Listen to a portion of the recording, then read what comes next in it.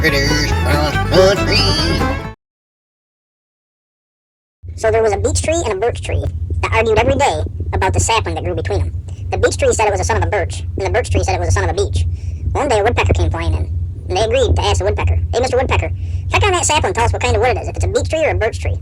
So the woodpecker flew on over, he started pecking on it. He says, "Well, it ain't a son of a beech." And the beech tree says, "Ha!" He says, "But it ain't a son of a birch." The birch tree says, "Well, what kind of tree is it?" He says, "That's the finest piece of ash I've ever stuck my pecker in."